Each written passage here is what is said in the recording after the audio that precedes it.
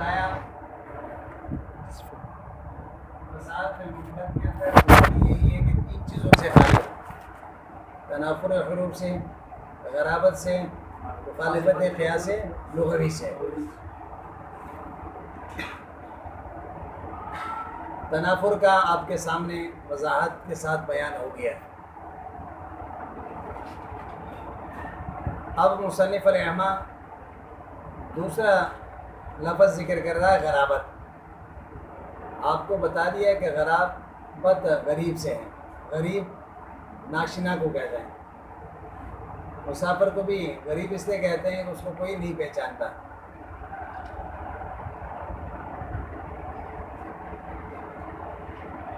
اور جو آدمی جس کے پاس مال نہیں ہوتا اس کو غریب اس لیے کہتے ہیں کہ اس کو بھی پہچاننے سے سب انکار کرتے ہیں۔ سمجھ نہیں آئی بات؟ تو اصطلاح میں کیا ہے؟ کون الکلم کلمت وحشیہ، کلمے کا وحشی ہونا۔ وحشی کا کیا مطلب؟ وحشی یہ تو صفت ہے جانوروں کے، کہتا ہے کہ غیر ظاہرۃ المعنی، یعنی جس کا معنی واضح نہ ہو، جس کا معنی ولا مانوسۃ الاستعمال ہے، نہ اس کا استعمال جو ہے عام معمول ہے۔ بات سمجھ میں آئی نا؟ معاشرے میں وہ لفظ عام طور پر استعمال نہیں ہوتا، اگرچہ اصل لغت میں موجود ہے۔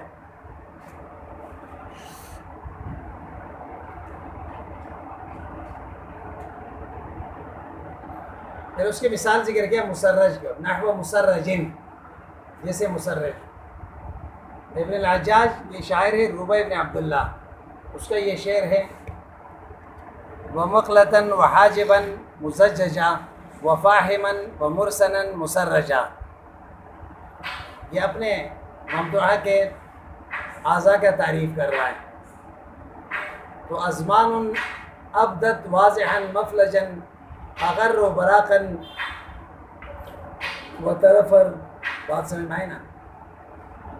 وہ یہ کہہ رہا ہے کہ ازمان نام کے اس کی محبوبہ ہے، اس کی تعریف کر رہا ہے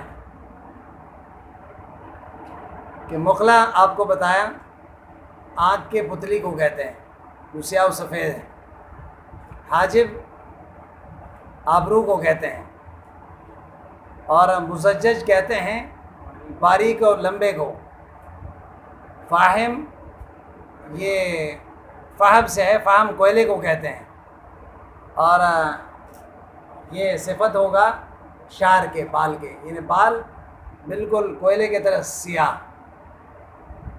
اور اصل میں تو اونٹ کے ناک کو کہتے ہیں جس میں نکیل ڈالے جاتے ہیں، لیکن یہاں مطلق ناک کے معنی میں ہے۔ مسرج اس میں 2 معنی بتا دیا آپ کو کہ سیف سریجی کی طرح باریک اور برابر ہونے میں، اور آپ کو پھر بتا دیا کہ سریج جو ہے اسم خیرن، یہ ایک لوہار تھا، لوہے کا کام کرتا تھا، غلام تھا، تو اس کے طرف عمدہ تلواروں کا نسبت کیے جاتے تھے۔ او کا سراج فی البریق واللمعان، یا مسرجن، اس کے نسبت ہے سراج کی طرف، اور سراج کہتے ہیں چراغ کو، یعنی یہ چراغ کی طرح ہے، اس کے یہ ناک، فی البریق واللمعان ہے، اس میں چمک میں، بریق کا معنی بھی اور لمعان کا معنی بھی چمک ہے۔ آپ کو پھر یہ بتایا کہ اس میں غرابت کس اعتبار سے ہے، فرمایا کہ غرابت اس اعتبار سے ہے کہ مسرجن یہ اسم مفعول ہے، مشتق ہے۔ کیا ہے؟ مشتق ہے، اور ہر مشتق کے لیے کوئی نہ کوئی مصدر ہوتا ہے، مشتق منہ ہوتے ہیں۔ اب اس کا مشتق منہ تسریج ہونی چاہیے۔ کیا ہونی چاہیے؟ اور تسریج کا لفظ مصدر جو ہے کلام عرب میں استعمال نہیں ہے، لیکن جب ہم کلام عرب کا تلاش کیے تو اس کے قریب دو لفظ ہمیں ملے، ایک سریج ایک سراج، تسریج نہیں ملا. اور اب ان دونوں کو مشتق منہ ہم نہیں بنا سکتے، اس لیے کہ یہ دونوں مصدر نہیں ہیں، یہ دونوں. اب کیا کریں؟ بات سمجھ میں آئی نا؟ اب مسرج کو ان دونوں سے ہم مشتق نہیں مان سکتے ہیں کیونکہ یہ دونوں مصدر. تو لہٰذا لوگوں نے کہا کہ یہ شعر ہی غلط ہے، یہ بھی نہیں ہو سکتا، اس لیے کہ ابن العجاج جو ہے یہ مشہور شاعر ہے، عرب کے معتبر شعراء میں سے شمار ہوتا ہے. تو لہٰذا دور سے مناسبت تلاش کرنے پڑیں گے، یا تو مناسبت تلاش کریں گے سراج سے یا سرئی سے. سمجھ میں نہیں آئی بات؟ تو اگر سرئی سے تلاش کریں گے تو سیف سریجی کے طرف کے ساتھ اس کو تشبیہ دینا پڑیں گے، تو تشبیہ پایا جائے گا. تو لہٰذا آسانی کے ساتھ یہ معنی سمجھ میں نہیں آئے گا دونوں صورتوں میں. جب نہیں آئے گا تو لہٰذا غرابت پایا گیا. یہ کلمہ جو ہے یہ مسرجن، یہ غیر ظاہرۃ المعنی، معنی واضح نہیں ہے، تو اس وجہ سے غرابت پایا گیا. اس وجہ سے کیا ہو گیا؟ غرابت پایا گیا. بات سمجھ میں آئی نا؟ تو لہٰذا یہ مسرج، یہ باب تفعیل کا میں نے آپ کو بتایا کہ مسرجن اسم مفعول کا صیغہ ہے، اس کا مصدر ویسے تسریج آنا چاہیے نا، لیکن استعمال نہیں ہے. تو ہم نے کلام عرب میں دو لفظ ہمیں مل گئے اس کے قریب قریب، ایک سریج اور دوسرا سراج. یہ دونوں اب یہ اس میں یہ مشکل ہے کہ یہ دونوں مصدر نہیں ہیں، یہ دونوں تو مشتق منہ ہو مسرجن کا نہیں بن سکتے ہیں. تو ہم نے دور سے مناسبت پیدا کر دی اور ہم نے یہ کہا کہ دیکھو یہ باب تفعیل ہے، اور باب تفعیل کا ایک خاصہ یہ ہے کہ نسبت اس میں پایا جاتا ہے، نسبت والا معنی ہوتا ہے. بات سمجھ میں آئے نا؟ کیا ہوتا ہے؟ جیسے ایک آدمی بنو تمیم سے تعلق رکھتا ہے، آپ کہتے ہو تممتہ، میں نے اس کو نسبت کیا ہے بنو تمیم کی طرف. بات سمجھ میں آئے نا؟ تو اس اعتبار سے یہاں مسرج بھی اسی خاصیت باب تفعیل کا جو نسبت ہے اسی کو دیکھتے ہوئے ہم یہی کہیں گے کہ نسبت ہوگا، نسبت والا معنی پایا جائے گا. نسبت ہوگا یا تو سریج کی طرف یا سراج کی طرف، اس باب تفعیل کے اس خاصہ کی وجہ سے. جیسے ایک آدمی کہتا ہے فسقتہ، اس کا مطلب کیا ہے؟ میں نے اس کے طرف نسبت فسق کے کر دی. سمجھ میں آئی بات؟ تو اسی طرح یہاں پہ بھی ہے، ہم نے اس مسرجن کو کس کے طرف نسبت کر دی؟ سراج کی طرف یا سریج کی طرف. اب بات سمجھ میں آ گئی؟ مصنف یہ بتانا چاہتا ہے آپ کو، ایک تو یہ بتا دیا، سمجھ آئی بات؟ فَإِن قُلْتَ لِمَ لَمْ يَجْعَلُوهُ اسْمَ مَفْعُولٍ، یہاں پہ ایک اعتراض وارد ہوا. اعتراض یہ ہے کہ مسرجن یہ اسم مفعول ہے، تو اس کو سرج اللہ وجہہ سے کیوں نہیں لیتے ہو؟ کس سے؟ سرج اللہ وجہہ اے نور اللہ وجہہ سے اس کو لیں تو مسرجن بمعنی منورن کیا ہو جائیں گے؟ روشن. کیا ہوا؟ کس کے معنی میں ہو جائیں گے؟ تو اس میں تشبیہ نہیں ہوگی، نہ تو سراج سے تشبیہ دینے پڑیں گے نہ سراج سے، تو کوئی تشبیہ بھی نہیں ہوگا. جب تشبیہ نہیں ہے تو معنی بھی واضح ہے تو غرابت بھی نہیں پایا گیا. تو آسان سی بات ہے، مسرجن معنی منورن کے. یہ بات سمجھ میں آئی؟ مصنف دیکھو فَإِن قُلْتَ، آپ عبارت دیکھیں، اگر آپ یہ کہیں لِمَ لَمْ يَجْعَلُوهُ اسْمَ مَفْعُولٍ مِنْ سَرَّجَ اللَّهُ وَجْهَهُ اے بَهَجَهُ وَحَسَنَ، اس کو کیوں اسم مفعول نہیں بنایا سرج اللہ وجہہ سے؟ یعنی کیا مطلب؟ اے بَهَجَهُ وَحَسَنَهُ، اس کو تر و تازہ اور خوبصورت بنایا. سمجھ نہیں آئی بات؟ تو مصنف اس کا جواب ذکر کر رہا ہے قلتو سے. کیا ذکر کر رہا ہے؟ قلتو سے جواب ذکر کر رہا ہے. جواب کا خلاصہ کیا ہے؟ کتب لغت میں یہ نہیں پایا جاتا ہے. بات سمجھ میں آئے نا؟ کتب لغت میں یہ پھر بھی ممکن ہے کہ لفظ سراج سے مستحدث ہو. جب کتب لغت میں یہ اس طرح سرج اللہ وجہہ جو ہے بہجہ و حسنہ کے لیے استعمال نہیں ہوتا، تو لہٰذا یہ ممکن نہیں ہے کہ یہ سرج اللہ وجہہ سے اس کو لیا گیا. جب ممکن نہیں ہے تو پھر یہ ممکن ہے کہ یہ مستحدث ہو، گڑا ہو، لیا گیا ہو سراج سے. کس سے؟ سراج سے. اور سراج سے کس نے لیے؟ بعد والوں نے لیے. مستحدث اس کو کہتے ہیں جو پہلے والے لوگوں نے استعمال نہیں کیے، بعد مولدین جو بعد میں آنے والے لوگوں نے اس کو استعمال کر دیا اس معنی میں. بات سمجھ میں آئی نا؟ لیکن یہ بھی ممکن نہیں ہے، اس لیے کہ حجاج جو ہے یہ شعراء عرب میں سے ہے اور قدیم شعراء میں سے ہے. کس میں سے ہے؟ قدیم شعراء میں سے. جب یہ قدیم شاعر ہے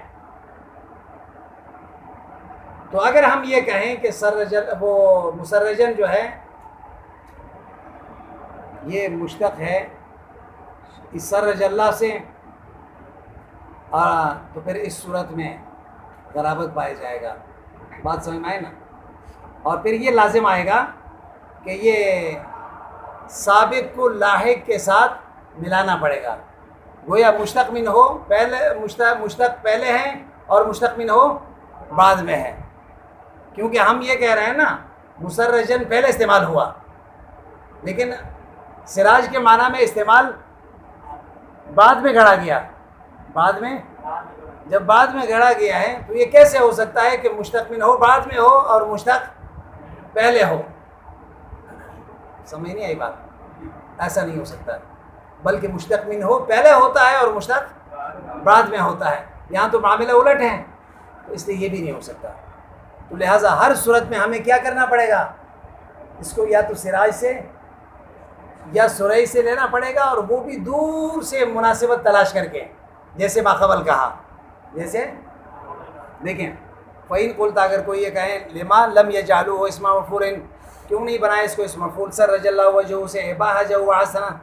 قل تو میں کہتا ہوں احتمال ہے یکون مستحدثا، یہ ہو سکتا ہے کہ یہ نئے لیا گیا ہو، یہ وہ مولدن گڑا گیا ہو اور لیا گیا ہو من السراج، سراج سے. یہ مسرجن کس سے لیا گیا ہو؟ سراج سے. او یکون من باب الغرابت ایضا، یا یہ باب غرابت میں سے اسی طرح. غرابت پھر دو قسم پر ہوتا ہے، ایک غرابت لفظی ہوتا ہے، ایک غرابت معنوی ہوتا ہے. بات سمجھ میں آئی نا؟ اور یہ بھی ہو سکتا ہے کہ اس کے اندر غرابت معنوی پائے جائیں. اچھا، والمخالفۃ ان تكون الکلمہ علی خلاف قانون مفردات الالفاظ الموضوعۃ عن علی خلاف ما ثبت عن الواضح. اب یہاں سے تیسری چیز ذکر کر رہا ہے کہ مخالفت قیاس لغوی سے بھی خالی ہو. اب مخالفت سے مراد کیا ہے؟ ان تکون الکلمہ، کلمہ ایسا ہو علی خلاف قانون مفردات الالفاظ الموضوعۃ، الفاظ موضوعہ کے یعنی مفردات کے جو قوانین ہیں اس کے خلاف ہو. مفرد الفاظ موضوعہ کے قوانین کے خلاف ہو. ایک دفعہ پھر دیکھیں، مفرد الفاظ موضوعہ کے قانون کے کیا ہو؟ خلاف ہو. آنے علی خلاف ما ثبت عن الواضح، یعنی واضح سے جس طرح ثابت ہے اس طرح نہ ہو. واضح سے جس طرح ثابت ہے اس طرح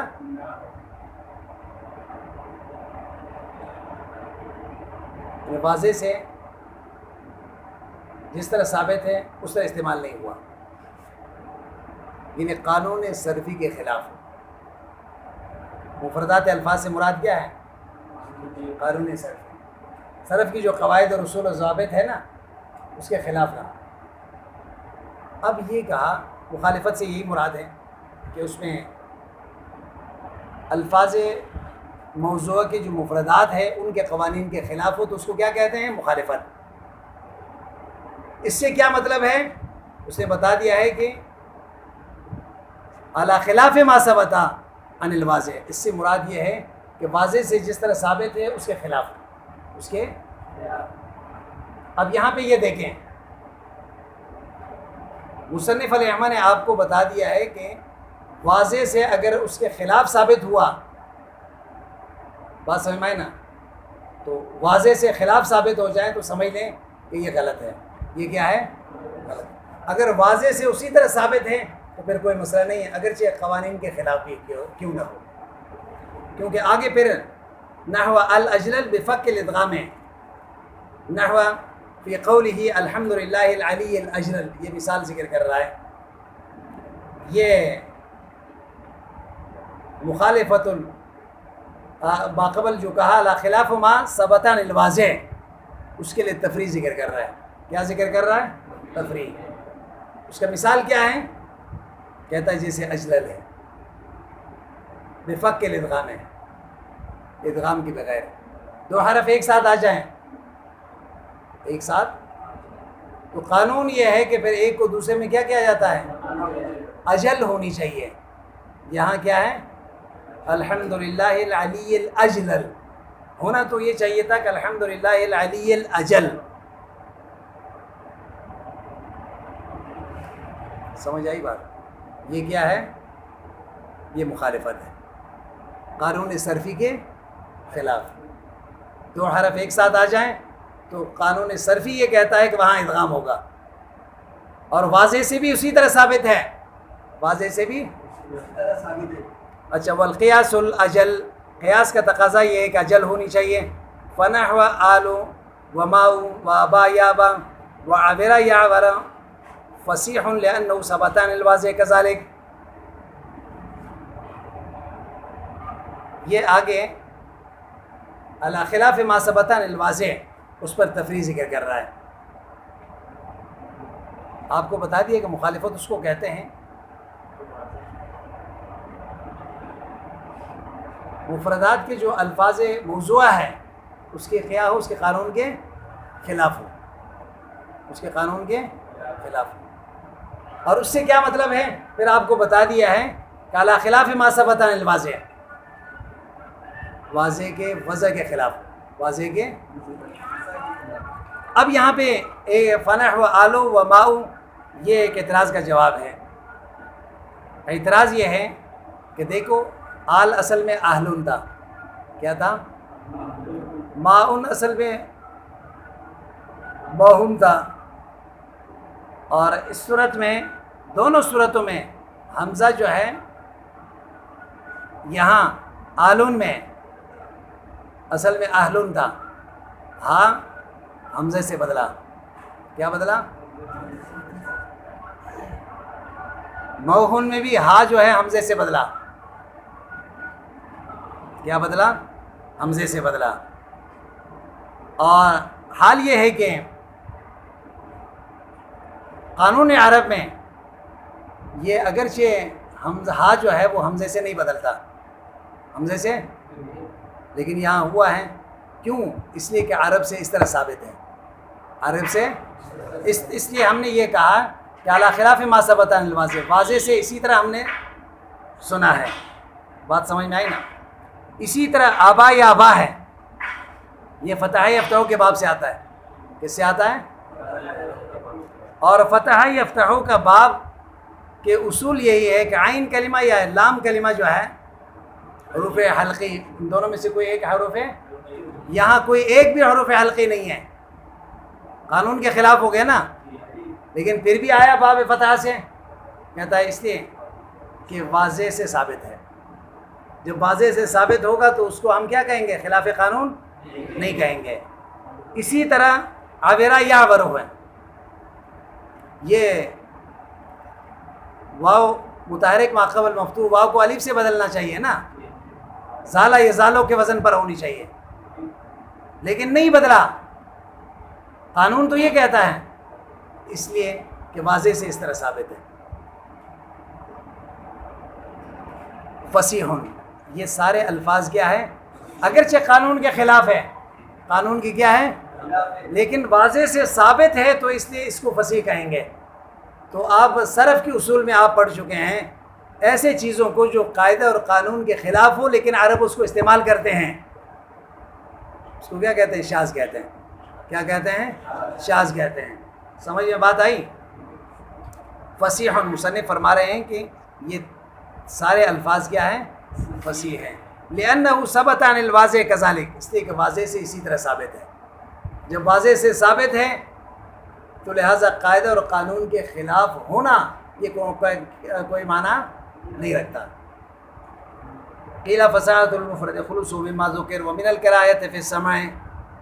اب یہاں سے مصنف علیہ ایک اور بات بتا رہا ہے آپ کو کہ ماقبل آپ کو یہ تو بتا دیا ہے کہ فصاحت فی المفرد کے لیے کتنی چیزوں سے خالی ہونا ضروری ہے؟ 3 چیزوں سے۔ تو بعض حضرات نے یہ کہا کہ ایک چوتھے چیز سے بھی خالی ہو، وہ کیا ہے؟ فرما رہے ہیں کہ وَمِنَ الْكَرَاهِيَةِ فِي السَّمْعِ، کان اس لفظ کو سننے سے کو ناپسند نہ کریں۔ اگر کان اس جملے کو سننے سے ناپسند کرتا ہے تو پھر سمجھ لو کہ وہ کیا ہے؟ اگر سارے شرائط موجود بھی ہوں تو وہ فصیح نہیں ہوں گے، وہ فصیح۔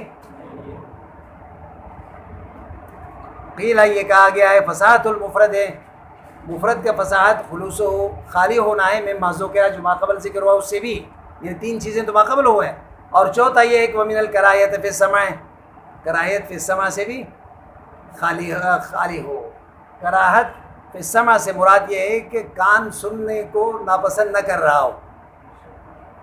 بیان یکون اللفظ بحیث، اب کراہیت فی السماع کس کو کہتے ہیں؟ اس کا تشریح کر رہا ہے۔ کراہیت فی السماع یہ ہے کہ یہ لفظ اس طرح ہو کہ یمج السمع، کان اس کو ہٹا رہا ہے، کان کہہ رہا ہے نہیں سنو۔ وَيَتَبَرَّأُ عَنْ سِمَاعِهَا، اس کے سننے سے بیزاری کا اعلان کر رہا ہے۔ کیا کر رہا ہے؟ مثلا جرشہ، لفظ جرشہ ہے، اور متنبی کے ابو طیب متنبی کے یہ شعر ہے سیف الدولہ کے تعریف میں، وہ کہتا ہے مبارک الاسم اغر اللقب کریم الجرشہ شریف النسب۔ سمجھ آئی بات؟ آپ نے متنبی میں آپ پڑھیں گے کبھی تو وہ کافور کے تعریف کر رہا ہے، جب وہاں سے کوئی پیسہ نہیں ملتا تو پھر اس کو گالیاں دیتا اس کے ماں باپ کے، پھر سیف الدولہ کے تعریف کرتا ہے۔ بات سمجھ میں آئے نا؟ تو اب یہ سیف الدولہ کے تعریف کر رہا ہے، کہہ رہا ہے مبارک الاسم،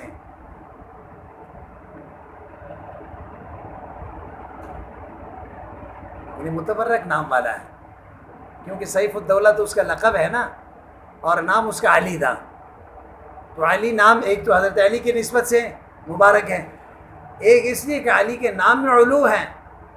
سمجھ نہیں آئی بات؟ اس لیے کہتا ہے مبارک الاسم۔ اگر اللقب، اگر کا معنی ہے مشہور، مشہور لقب والا ہے۔ اگر اصل میں اس سفیدی کو کہتے ہیں جو گھوڑے کے پیشانی پر ہوتا ہے، تو دور سے وہ نظر آتا ہے، تو پھر ہر مشہور چیز کے لیے اگر کا لفظ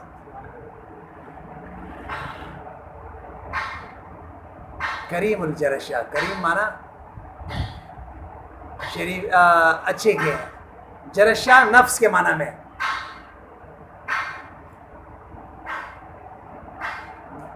شریف النسب ہے، نسب بھی اس کی کیا ہے؟ شریف ہے، کیونکہ یہ عباسین میں ہے، تعلق رکھتا ہے۔ والاغر من الخیل الابیض الجبہہ، اگر کہتے ہیں اس گھوڑے کو جس کے پیشانی میں سفیدی ہو۔ ثم استعیر لکل واضح معروف، پھر اس کو بطور استعارہ لیا گیا ہے ہر مشہور چیز اور معروف چیز کے لیے۔ وفیہ نظر، مصنف کہہ رہا ہے جس نے یہ چوتھا شرط لگایا ہے نا، تو یہ صحیح نہیں ہے، یہ محل نظر ہے۔ کیوں مصنف اس کا ذکر کر رہا ہے؟ کراہیت فی السمع اگر غرابت کی وجہ سے ہو، یعنی کان کیوں نہیں سن رہا ہے؟ اس لیے کہ وہ جملہ جو ہے وحشی ہے، غیر مانوس ہے، جیسے ماقبل گزر گیا تکاکاتم افرن کروانی، بات سمجھ میں آئی نا؟ تو پھر تو وہ کس میں شامل ہے؟ غرابت میں شامل ہے، اس کو مستقل ذکر کرنے کی ضرورت نہیں ہے۔ لأن الکراہۃ فی السمع، اس لیے کہ کان کو ناپسند کرنا انما ہی من جہت الغرابت، یہ کس وجہ سے ہوتا ہے؟ غرابت کی وجہ سے ہوتا ہے۔ المفسرۃ بالوحشۃ، جس کا تفسیر وحشت سے ہوا، مثل تکاکاتم وفرنقوا، جیسے ماقبل کا بات سمجھ میں ہے نا؟ ہاں، تو اس میں تکاکاتم ما لکم تکاکاتم علیہ کتکاکاکم علی ذی جنۃ، کیا ہوا میرے اوپر جمع ہو گئے ہو، جس طرح ایک جن جس پر حملہ ہوا ہو تو اس پر لوگ جمع ہو جاتے ہیں۔ افرنقوا عنی مانا تفرقوا عنی، تو اب یہ افرنقوا کا لفظ بھی تکاکاتم بھی دونوں کیا ہیں؟ بتا رہا ہے کہ دونوں لفظ جو ہے یہ غریب ہے، اور جب غریب ہے تو کان بھی اس کے سننے کو پسند نہیں کرتا۔ ونحو ذالک وقیل لأن الکراہۃ فی السمع وعدمها یرجعان الی طیب النغم وعدم الطیب، دوسرا وجہ غلط ہونے کا یہ ہے، ایک وجہ تو یہ بتا دیا نا، اس کی ضرورت نہیں ہے کیونکہ وہ غرابت میں شامل ہے۔ دوسرا یہ ہے کان کا کسی چیز کو پسند کرنا سننا یا پسند نہ کرنا، اس کا تعلق خوش آوازی سے ہے۔ اگر الفاظ بیکار ہو لیکن کوئی اچھی آواز سے پڑھ لیں تو کان سننے کو پسند کرتا ہے۔ اگر کلام اچھے ہو لیکن لہجہ صحیح نہ ہو، آواز صحیح نہ ہو، تو پھر کان کہتا نہیں سنو، تو اس کا تعلق تو فصاحت سے ہوا ہی نہیں ہے نا، یہ تو صرف لہجے سے ہوا، تو لہٰذا اس کو فصاحت کے ساتھ کیوں جوڑتے ہو؟